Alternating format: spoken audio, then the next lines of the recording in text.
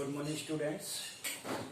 Today class, आज की class में हम आपको पॉलिनोमियल्स पढ़ाएंगे। और पॉलिनोमियल्स वैसे आपने पढ़ा है, 9th क्लास का भी पॉलिनोमियल्स पढ़ा है और 10th क्लास का भी पॉलिनोमियल। लेकिन आज जो पॉलिनोमियल बताएंगे एनटीएससी बेस, यानी मैं एनटीएससी का रेजुलेंस का नोट्स है उसी में से क्वेश्चन कराऊंगा और उसी में से आपको कल क्वेश्चन दूंगा जो आपको प्रैक्टिस करनी है। पॉलिनोमियल तो सिंपल तो आप कर लोगे, रूट्स निकालना, वैल्यू निकालना या फैक्टराइज करना, रिमाइंडर करना। लेकिन पॉलिनोमियल्स में बहुत तरह से आते हैं, वो चेंज निकल के आता है, तो किस तरह सॉल्व करना है। सबसे पहले बताता हूँ मैं ग्राफ पर नंबर ऑफ रूट्स किस तरह से पता करें पॉलिनोमियल्स की। देखिए क्लास 10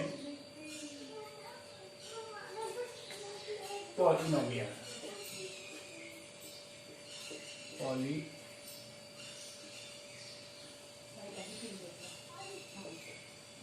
पॉलिनोमियल्स, ठीक है ना। अब पॉलिनोमियल्स में मोस्टली सबसे पहले स्टार्टिंग यहीं से होती है, पॉलिनोमियल्स है क्या। तो पॉलिनोमियल्स की डेफिनेशंस आपको पता होंगी, ठीक है। अब पॉलिनोमियल्स में 9th क्लास में तो आपने जनरल पॉलिनोमियल पढ़ा है, लेकिन 10th क्लास में क्या है, क्वाड्रेटिक पॉलिनोमियल और क्यूबिक पॉलिनोमियल। अगर जिसकी रूट्स यानी जीरो कितने हो जाए 2 क्वाड्रेटिक हो गया, जिसके जीरो 3 आगे क्यूबिक हो गया। अब ये नंबर ऑफ जीरो डिपेंड करता है किस पर, पावर पर। अगर किसी भी पॉलिनोमियल में पावर 2 है, जैसे कि पॉलिनोमियल है px इस फॉर्म में x² plus bx plus c where a not equal to 0, तो ये कैसा पॉलिनोमियल है, quadratic, because the degree of this polynomial is equal to 2, so that it is quadratic एक पॉलिनोमियल, ठीक है। पॉलिनोमियल हो गया, क्वाड्रेटिक पॉलिनोमियल हो गया। अगर फर्स्ट सेकंड मैं इसको इस तरह से लिख दूं पॉलिनोमियल, ये भी पॉलिनोमियल है, px is equal to ax plus b where a not is equal to 0। तो अब इसमें डिग्री क्या है 1, तो कैसा हो गया पॉलिनोमियल ये, बोलो। On the basis of degree linear, क्या हुआ ये, दिस इज लीनियर पॉलिनोमियल। जब ये लीनियर पॉलिनोमियल तो इसके जीरोज क्या होंगे, जीरोज 1 होगा, क्योंकि इसकी डिग्री 1 है। अब तीसरा इस तरह से मैंने पॉलिनोमियल लिख दिया, px इज इक्वल टू कोई भी कांस्टेंट नंबर लिख दिया 5, ठीक। अब आप कहोगे सर ये पॉलिनोमियल नहीं, क्योंकि इसमें तो वेरिएबल नहीं है। ये भी एक पॉलिनोमियल है, हमने 9th क्लास में आपको समझाया था। इसको देखो पॉलिनोमियल कैसे बनाएंगे, 5 इंटू एक्स पावर 0, एक्स की पावर 0 होगी, तो इसका नाम क्या रखेंगे, that is called constant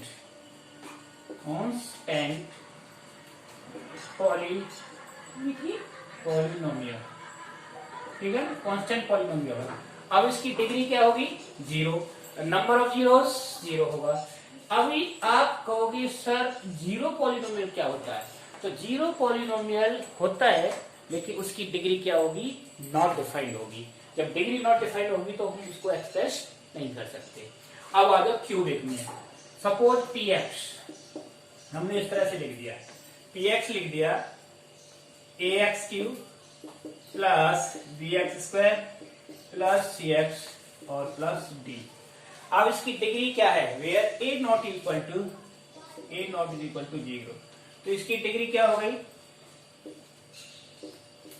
degree क्या होगी इसकी 3, तो कैसा हो गया ये क्यूबिक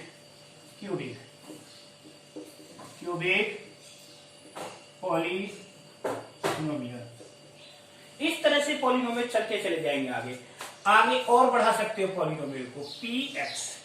अब आप कहोगे px ही क्यों ले रहे, क्योंकि अगर पॉलिनोमियल x की टर्म में है, यानी अननोन वैल्यू x है, तो px होगा। चलो मैंने यहां पर इसको ले लिया py, है ना।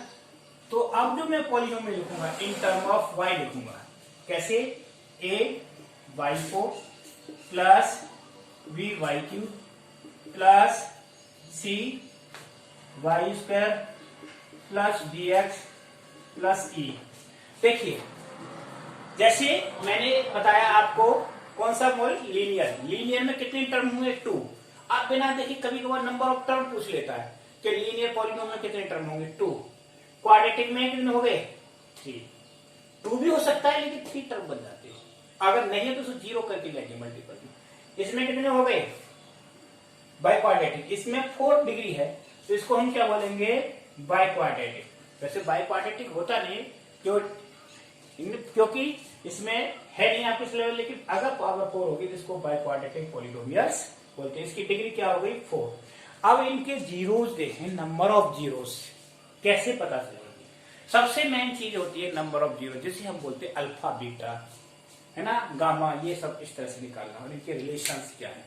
ठीक, उसको मैं बताता हूं आपको, ग्राफ वाला फंडा बताता हूं। ग्राफ पर पॉलिनोमियल्स को कैसे रिप्रेजेंट किया जाता है, और वो भी क्वाड्रेटिक पॉलिनोमियल्स, लीनियर पॉलिनोमियल्स, सभी पॉलिनोमियल्स को। देखिए ये एक्सेस है, ठीक। सपोज करो कोई भी पॉलिनोमियल इस तरह से चलता है, ठीक, ये ओ हो गया, ये एक्स, ये वाई और ये एक्स डैश, इस तरह से हमारा पॉलिनोमियल कोई आया, ठीक है, यहां से इस तरह से ग्राफ चला। अब इस ग्राफ में देखना है कि पॉलिनोमियल होगा कौन सा होगा, क्वाड्रेटिक होगा, क्यूबिक होगा या लीनियर होगा। तो इसके लिए हम देखते हैं कि ग्राफ हमारा किस एक्सिस को कितनी बार इंटरसेक्ट कर रहा है। तो अब देखिए इसमें एक्स एक्सिस कितनी बार इंटरसेक्ट होता है, 1, 2 और 3। तो पॉलिनोमियल की जीरोज कितने होंगे, पहले तो ये बताओ, 3 जगह इंटरसेक्ट कर रहा है, जीरोज कितने हो गए, 3। जब 3 जीरोज हो गए तो पॉलिनोमियल क्या बना, बोलो, पॉलिनोमियल बना हमारा क्यूबिक। और 3 जीरोज कौन से हो गए, अल्फा बीटा गामा हो गए। अब क्यूबिक पॉलिनोमियल, तो पॉलिनोमियल कैसा बना, पी एक्स, ये किस टर्म में होगा, पी एक्स में, क्योंकि एक्स एक्सिस पर इंटरसेक्ट कर रहा है तो ये इस फॉर्म में आ जाएगा, a x cube plus b x square plus c x और plus d. This is the polynomial and number of zeros are 3। ठीक, इसी ग्राफ को मैं इस तरह से रिप्रेजेंट कर दूं, सपोज ये ग्राफ इस तरह से केवल टच करके चला जाए, इंटरसेक्ट नहीं करे, ये इस तरह से आया और इस तरह से चला गया, ठीक है, यहां तो इसने सिर्फ एक ही जगह इंटरसेक्ट किया, तो कैसा हो गया, P X is equal to A X plus B, यानी लीनियर फॉर्म में आ गया। तो इसके जीरोज क्या होंगे, जीरोज इज इक्वल टू 1 होंगे। तो ये तो होगा graphical representation of the polynomial, linear हो क्वाड्रेटिक हो, तो इससे पता चलता है ग्राफ किस। अगर हमारा इस वाई एक्सिस को इंटरसेक्ट करता है इस तरह से, तो पॉलिनोमियल किस में हो जाएगा, वाई में, ठीक है ना। अब वाई की फॉर्म में 1, 2, तो वाई की फॉर्म में हो जाएगा P Y is equal to A Y square plus B Y और प्लस सी। जिस एक्सिस को इंटरसेक्ट करता है पॉलिनोमियल उसी के फॉर्म में बनेगा। अब आते हैं क्वाड्रेटिक पॉलिनोमियल का ग्राफ, जिसे बोलते हैं पैराबोला। पैराबोला बनता है क्वाड्रेटिक पॉलिनोमियल में। वो पैराबोला तो बनता कैसे है वो आप बता देता हूं। जैसे क्वाड्रेटिक पॉलिनोमियल हमारा क्या हुआ, this is a x square plus b x plus c. अब हम इसको लिखेंगे किसमें, a x square is equal to minus b x plus c, इस फॉर्म में लिख दिया। तो x square is equal to minus b x plus c upon a, ठीक। तो x is equal to minus b upon a x और minus c upon a, ठीक है। अब ये कौन सी फॉर्म में आ गई, Y square is equal to 4ax, इस फॉर्म में आ जाएगा। अब यहाँ 4 नहीं है तो 1 अपॉन 4 में आ जाएगा, ये पैराबोला की फॉर्म में आ गया। अब पैराबोला बनता कैसे, इस तरह से बनता है, ये इस फॉर्म में। देखो अगर एक्सिस में एक्स के साथ ए रहे तो ये आ गया एक्सिस की फॉर्म में, ये कहां पर आ गया, एक्स पर आ गया, ठीक है ना। एक्स वाई और एक्स डैश और वाई डैश, ये इस डायरेक्शन में रहेगा, पॉजिटिव रहेगा। और इसको इधर डायरेक्शन घुमा दिया तो क्या हो गया, नेगेटिव। तो ये क्या हो जाएगा, Y square is equal to 4ax, इस फॉर्म में। तो इस डायरेक्शन में जब रहेगा तो ए क्या रहेगा, पॉजिटिव। ए रहेगा पॉजिटिव। अगर यही पैराबोला इस डायरेक्शन में आ गया इस तरह से, तो यहाँ क्या हो जाएगा, ए नेगेटिव हो जाएगा। ठीक, अब आओ अप एंड डाउन में कंडीशन में, अप कंडीशन और डाउन कंडीशन में। तो इसी पैराबोला को हम इस तरह से लेते हैं, ये अब ये कौन से एक्सिस पर चला गया, बोलो वाई पर, तो किसकी फॉर्म में आएगा, वाई की फॉर्म में। ठीक है, तो अब ये अपवर्ड क्या हो गया, अपवर्ड, अपवर्ड ऊपर की साइड हो गया, ऊपर की साइड हो गया, तो एक ऐसा हो गया इसमें पॉजिटिव, ठीक है ना। और ये नीचे की साइड हो गया डाउनवर्ड, तो एक ऐसा हो गया नेगेटिव। तो हमें जो इक्वेशन है ax square plus bx plus c, quadratic equation में, क्वाड्रेटिक सॉरी पॉलिनोमियल में a यानी कोफिशिएंट ऑफ एक्स स्क्वायर ये बताता है कि पैराबोला किस डायरेक्शन में होगा, अपवर्ड होगा, डाउनवर्ड होगा, या लेफ्ट होगा या राइट होगा। इस तरह का एक क्वेश्चन कभी आता है, वो क्वेश्चन या सपोज करो कि x square plus 4x plus 3, इस क्वाड्रेटिक इक्वेशन का जो पैराबोला किस साइड होगा, बोलो कैसा है, पॉजिटिव है एक ही वैल्यू, तो क्या होगा, अपवर्ड होगा, है ना। अगर यही y के फॉर्म में होता राइट साइड होता, अगर ये नेगेटिव हो जाता माइनस, जैसे माइनस 2x स्क्वायर और प्लस 3x प्लस 4, तो क्या हो जाता, डाउनवर्ड हो जाता। तो इनसे ये पता चलता है पैराबोला की कंडीशन क्या है। तो this is the graphical representation of quadratic polynomial. अब क्वाड्रेटिक पॉलिनोमियल्स को हम यूज करते करते सम और प्रोडक्ट से एपी और जीपी के रिलेशन में मिले जाते हैं। ये मैं फिर बता रहा हूं, ये बिल्कुल जो चीज आपने अभी तक पढ़ी है वो 10th क्लास से हट कर है, ये डिफरेंट है। इस तरह से क्वेश्चन आते हैं, जैसे मैंने लिखा quadratic polynomial px equal to X square plus bx plus c। अब देखिए, जब हम कोई इक्वेशन बनाते हैं तो उसमें एक होता है अल्फा और बीटा, ये जीरोज हो गए। तो क्वाड्रेटिक इक्वेशन बनाएंगे px, तो क्या होगा बोलो, x square plus alpha plus beta, sorry क्या होता है माइनस एक्स और प्लस अल्फा इंटू बीटा, ये इस तरह से बनती है क्वाड्रेटिक इक्वेशन। अब अल्फा प्लस बीटा, ठीक, ए एम अर्थमेटिक मीन होता है a प्लस बी बाई 2, ठीक। अब ए और बी की जगह मैंने क्या ले लिया, अल्फा प्लस बीटा अपॉन 2, तो ये क्या हो जाएगा am, तो इसकी जगह पर 2 को इधर ले लिया, ट्वाइस am, तो ये हो गया एक्स स्क्वायर माइनस 2am यानी अर्थमेटिक मीन। और gm क्या होता है, ज्योमेट्रिक मीन, ज्योमेट्रिक मीन होता है रूट ab, रूट ab के बराबर होता है।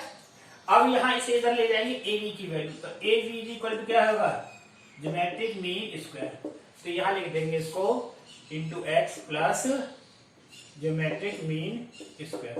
तो ये देखो am gf की टर्म में क्वाड्रेटिक पॉलिनोमियल आपका बन गया। ये कभी कभार पूछा जाता है, ठीक है, आता नहीं है वैसे, आपका सिलेबस है लेकिन कभी पूछ लेते हैं इस तरह से, तो ये भी ध्यान रखना है आपको, ठीक। अब आओ जीरो, नंबर ऑफ जीरो कैसे निकालते हैं। मैं सीधा ही क्वेश्चन एमपीएससी का ही क्वेश्चन लेता हूं, इसमें जो आया है देखो, ये आपका रेजोनेंस का नोट्स है और यही कल आपको दिया जाएगा, ठीक। पहली बात, फर्स्ट ऑफ ऑल आप वीडियो को ढंग से देखा करो, वीडियो को ढंग से नहीं देखते हो, मैं देखता हूँ मुश्किल से 1 मिनट 2 मिनट पूरी वीडियो देखोगे तभी पता चलेगा कि क्या पढ़ा गया है। पहला ही क्वेश्चन है एनटीएससी स्टेज 1 में 2006 में आया है स्टार्टिंग में। One of the factors of the polynomial, one of the factors क्या है, क्वेश्चन है one of the factors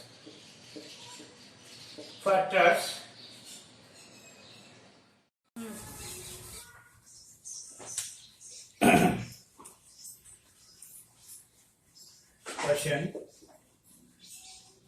one of the factors of x4 plus 8x is, ठीक है ना। अब इसका one of the factor option दे रखे इसमें, A option square plus 2, B option x square plus 8 और C x plus 2d, d है x माइनस 2। अब देखिए इसमें वर्ड है वन ऑफ द फैक्टर्स, इसका कोई एक फैक्टर जो इन तीनों में चारों ऑप्शनों में मैच कर रहा है। तो कैसे करना है देखो, देखिए सबसे पहले x4 प्लस 8x, ठीक, इसमें से क्या कॉमन लिया x, तो क्या रह गया x³ प्लस 8। अब इसमें आइडेंटिटी लगा देंगे क्योंकि 8 बन जाएगा किसका क्यूब, बोलो x³ और प्लस 2³ आइडेंटिटी लगाएंगे by a³ plus b³ is equal to a plus b bracket a square plus b square और माइनस ab, ठीक। तो इसमें क्या आया बोलो x प्लस 2 और x square plus 4 minus 2x। अब इसने कहा है वन ऑफ द फैक्टर, तो कौन सा फैक्टर हो गया हमारा x प्लस, ये 3 फैक्टर हो गए ना, ये 3 फैक्टर हो गए। तो ऑप्शन कौन सा सही है, सी ऑप्शन, ए राइट। तो इस तरह से देखना पड़ता है क्वेश्चन के आंसर के अकॉर्डिंग। अब देखिए next question,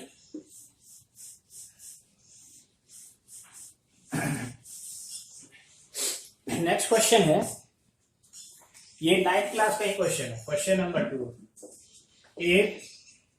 8x plus Y plus Z equal to 1 comma X square plus Y square plus Z square equal to 2 and x³ plus y³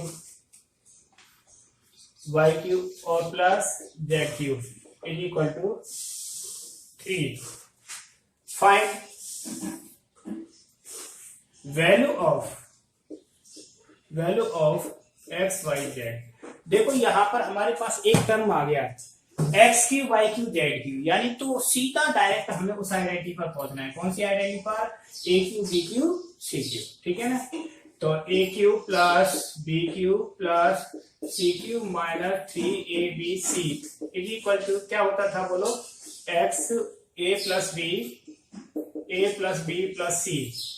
next दूसरा a square plus b square plus c square minus ab minus bc minus ca, ठीक, ये आगे आता है। अब ये देखना है कि इसमें हमारे पास ये वैल्यू है, इसकी वैल्यू ये है 2 आ गई और ये वैल्यू है, ठीक, क्या नहीं है, ये भी है। तो इसकी जगह तो हम वैल्यू रखते हैं, जो जो वैल्यू दे रखी है उनको हम रख देंगे, ठीक है, रखो। तो कैसे आएगा, निकालो इसको। तो x³ y³ z³, तो क्या हो गया यहाँ पर 3 minus 3x y z is equal to x plus y plus z क्या हो गया 1 और इसकी वैल्यू क्या होगी x square y square plus z square 2 और minus ab plus bc plus ca।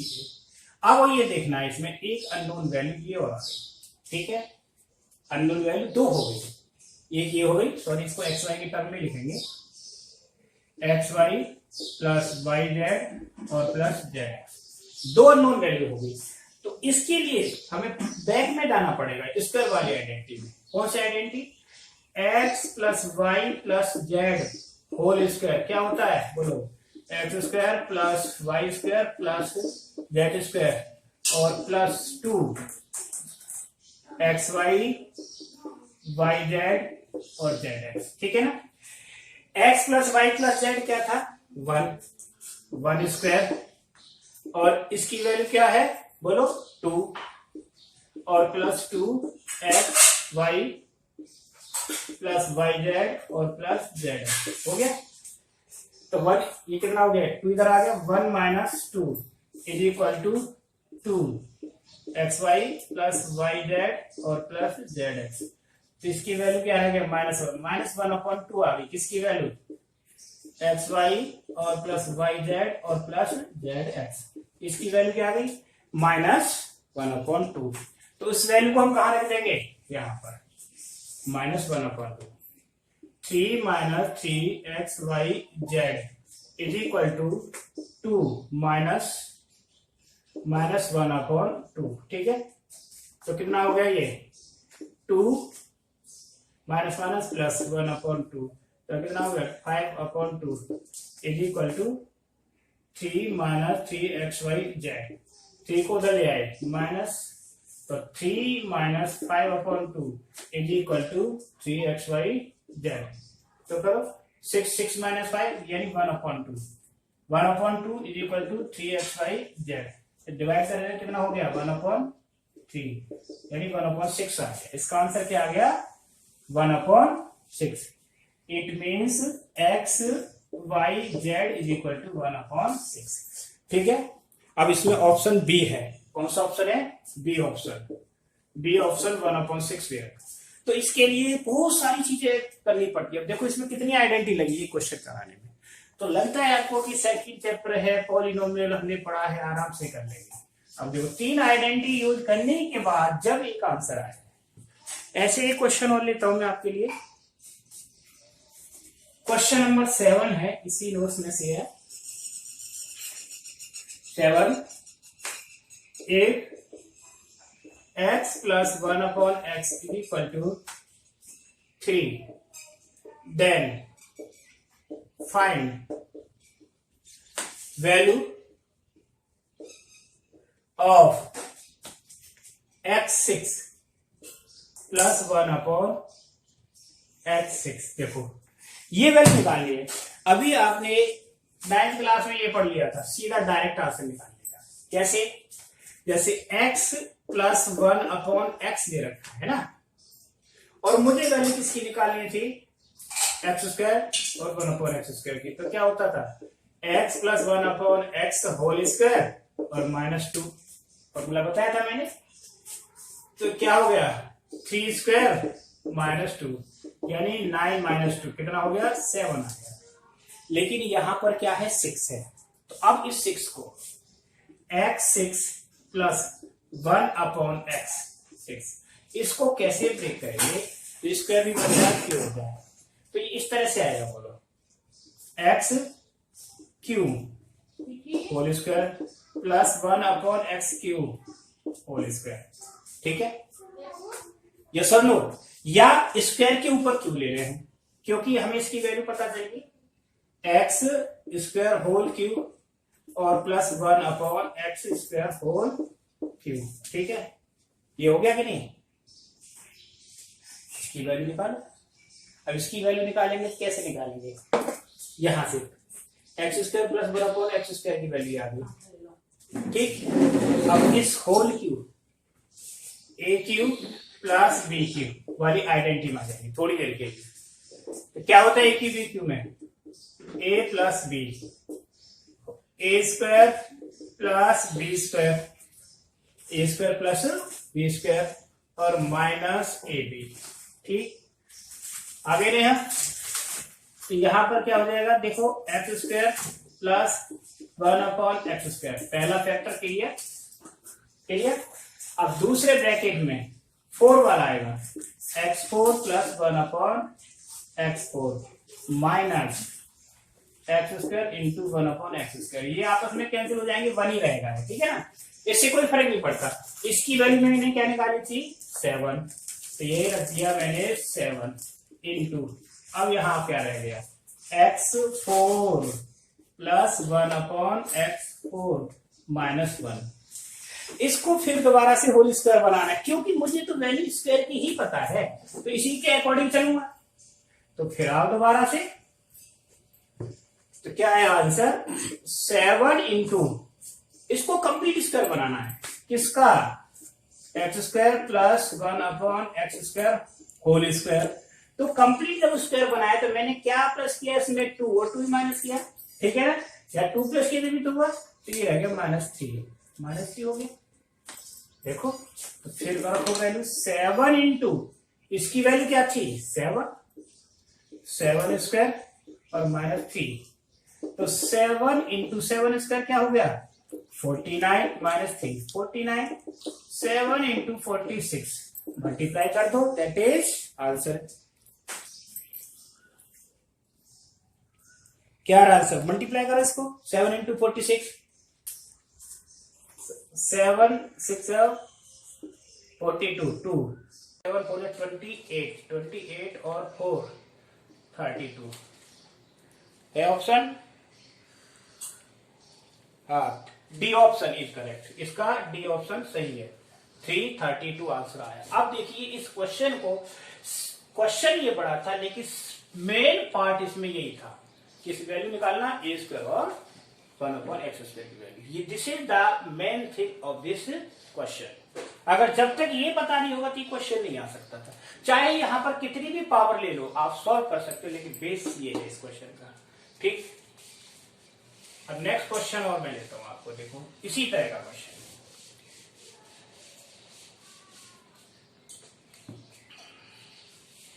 Question है ये अल्फा बीटा वाला क्वेश्चन नंबर 10 एनपीएससी राजस्थान 2014 में आया हुआ क्वेश्चन है। F X is equal to X square minus P X square minus P X plus one minus C. Then क्या value निकालनी है? अल्फा प्लस 1 और बीटा प्लस 1, ये वैल्यू निकालनी है। अल्फा प्लस 1 और बीटा प्लस 1 क्या वैल्यू आएगी? देखिए आप देखिए इसमें क्वाड्रेटिक इक्वेशन में आपको एक चीज बताई थी, 2 जीरोज होते हैं अल्फा और बीटा, तो उनकी 2 कंडीशन होंगी, एक सम और एक प्रोडक्ट। तो इसमें देखेंगे अल्फा प्लस बीटा क्या है, होता है माइनस बी अपॉन ए। आप बोल सकते हैं कि minus coefficient of x upon coefficient of x square, तो ये क्या आ जाएगा माइनस। लेकिन उससे पहले इसको हम ओपन करेंगे क्योंकि इसमें कांस्टेंट वहां पहुंचेगा, इसको थोड़ा सिंप्लीफाई करेंगे। X is equal to X square, हाँ माइनस पी एक्स और माइनस पी और माइनस सी। अब आएगा ये, तो alpha plus beta is equal to क्या हो जाएगा माइनस पी। तो alpha into alpha plus beta की वैल्यू क्या आ गई बोलो? पी आ गई। और अल्फा इंटू बीटा की वैल्यू क्या आ गई? C upon A. तो सी में हमारा ये पूरा पार्ट आएगा, तो माइनस पी और माइनस सी, और ए क्या है 1। ठीक, तो alpha into beta is equal to minus common ले लिया पी प्लस सी। अब वैल्यू किसकी निकालनी है? देन इसकी वैल्यू निकालनी है अल्फा प्लस 1 और बीटा प्लस 1। तो फर्स्ट ऑफ ऑल मल्टीप्लाई कर दो इनको। क्या किया? Multiply. Alpha beta, good, alpha plus beta और प्लस 1। अब वैल्यू रख देंगे। अल्फा बीटा की वैल्यू क्या है? माइनस पी प्लस सी, और अल्फा प्लस बीटा की वैल्यू क्या है? प्लस पी और प्लस 1। तो देखिए माइनस को इसमें ओपन करेंगे, minus P minus C plus P plus 1, P से पी कैंसिल, तो हमारे पास 1 minus C, that is the answer. ये आंसर आप देखिए ऑप्शन क्या है इसका, है या नहीं 10th क्वेश्चन में? 1 minus C, it means B option is correct. अब आप देखिए लगा कि नहीं 1 मिनट से ज्यादा टाइम, लेकिन इसको फास्ट करने के लिए ये सारी चीजें जो मैंने आपको समझाई आपके माइंड में होनी चाहिए, ठीक है ना? तब सीधा 30 सेकेंड 40 सेकेंड या 1 मिनट में आपका आंसर आएगा। ओरल कैलकुलेशन की बहुत जरूरत होती है, ठीक है? ओरल कैलकुलेशन जिसकी जितनी अच्छी होगी वही ज्यादा से ज्यादा क्वेश्चन अटेम्प्ट कर पाएगा। ठीक, अब नेक्स्ट क्वेश्चन है, इसमें सब तरह के क्वेश्चन आते हैं, देखा होगा आपने, कभी 10th का आ रहा है कभी 9th का आ रहा है, क्योंकि टॉपिक पॉलिनोमियल है तो पॉलिनोमियल के क्वेश्चन आएंगे, उसमें वो क्राइटेरिया नहीं कि 9th का है या 10th का आएगा। 10th का भी अब ये पूरा सैंपल पेपर है, उसमें सब आ रहे हैं कंबाइंड, ठीक है? If X plus 1/x equal to 5, ये 9th क्लास का क्वेश्चन आ गया।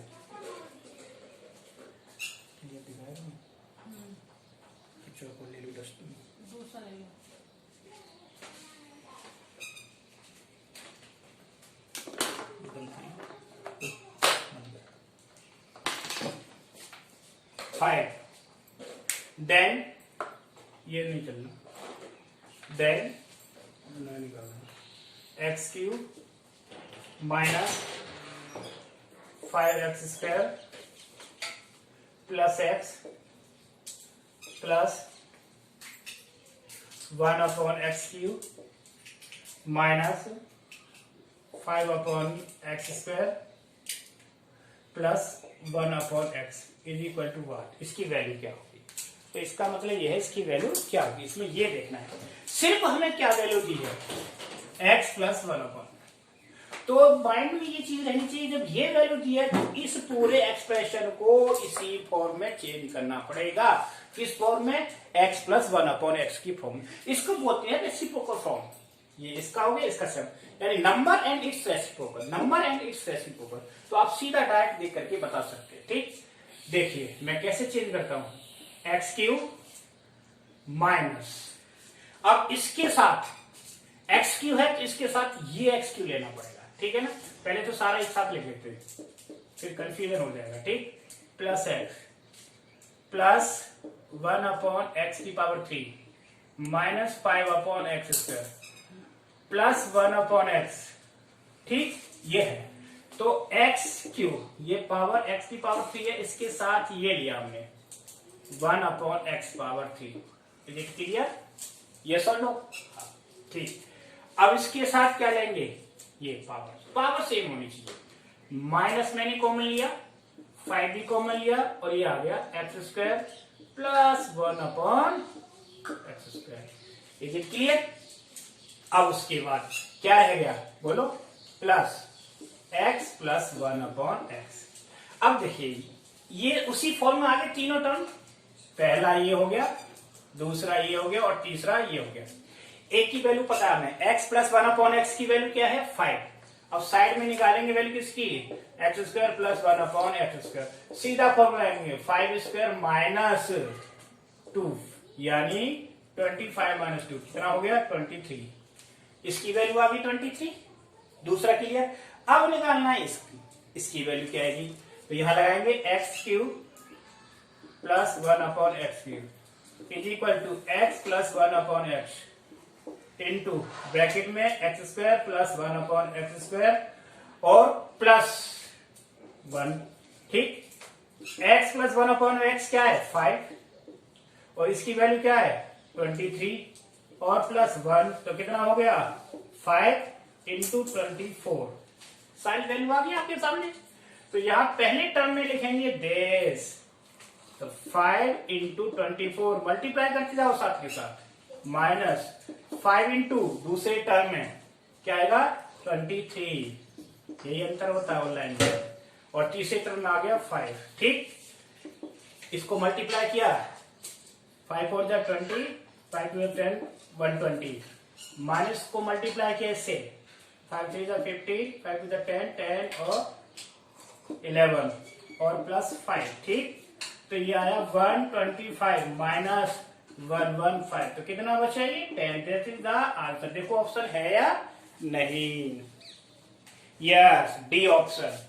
तो इस तरह से आपके सिर्फ बेस वही है ये, that is the main thing of this chapter. इसकी यही मेन चीज है। जब तक ये कंसेप्ट क्लियर नहीं होगा और आइडेंटिटी अच्छे से याद नहीं, आइडेंटिटी को इंटरचेंज करना नहीं आएगा तो ये क्वेश्चन नहीं होंगे।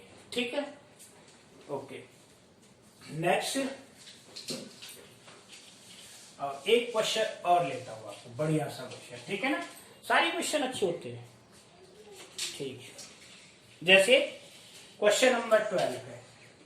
ठीक, ये क्वेश्चन आ गया पॉलिनोमियल्स पे बता रहा हूं मैं। पॉलिनोमियल्स 9th क्लास का ज्यादा, 10th का कम है। ठीक है, इसलिए 9th क्लास के पॉलिनोमियल पर ज्यादा ध्यान दें। एक a plus B plus C is equal to 0, ये 0 हो गया। उसके बाद and a² plus b² plus c² is equal to k a² minus bc। तो k is equal to what, k की वैल्यू निकालनी इसमें। अब देखो इसमें क्या करेंगे, 3 टर्म की आइडेंटिटी यूज करनी है, 3 टर्म की आइडेंटिटी। ठीक है ना, अब देखिए हमें पता अच्छे से, क्या मैं आपको बता दूं, जब ये 0 होता है a plus B plus C whole square is equal to A square plus B square plus C square, है ना, plus 2ab plus bc plus C. Is it clear और नॉट? यस और नो बताओ। ठीक, अब दूसरी साइड में क्या हो गया, ये हो गया। अब एक होती है आइडेंटिटी, क्या, इफ ए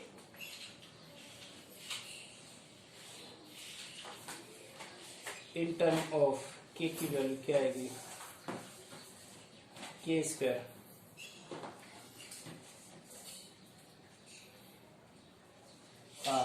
तो ये आ गई इसकी वैल्यू। इसे इसी फॉर्म में रखेंगे।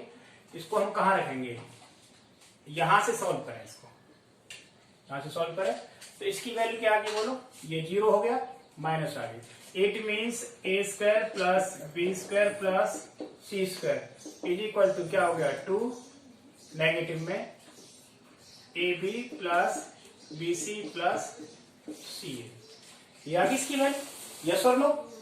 ये इसकी वैल्यू आ गई। अब आइडेंटिटी लगाते हैं हम, कौन सी, ए क्यू बी क्यू और सी क्यू वाले, या फिर इसकी जगह पर ये रख दिया हमने, यहाँ ये पार्ट रख दिया सॉल्यूशन में।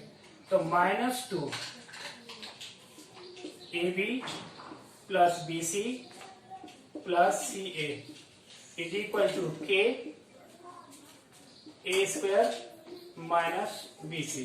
ठीक है, ये आ गया दोनों साइड में। अब इसकी वैल्यू क्या है, देखो, ए बी बी सी सी ए की वैल्यू इसके according a plus B plus c 0 होने पर उसमें पहुंच जाओ, a cube plus b cube plus c cube is equal to 3abc। ये हो गया कि नहीं, 3abc की फॉर्मूला आ गया इसकी वैल्यू। ठीक है, तो a B plus B C plus C a, अब इसको करेंगे, इसकी वैल्यू 0 आएगी। ठीक है, तो इसकी क्या आएगी वैल्यू, 0 आ जाएगी, क्योंकि ये दोनों तरफ से देखेंगे तो इसका आंसर क्या आ जाएगा, 0 आ जाएगी वैल्यू, वेरीफाई करेगा। ठीक है, इस तरह से ये कैंसिल हो जाएंगे। अब नेक्स्ट क्वेश्चन है, देखिए कितना टाइम हो गया।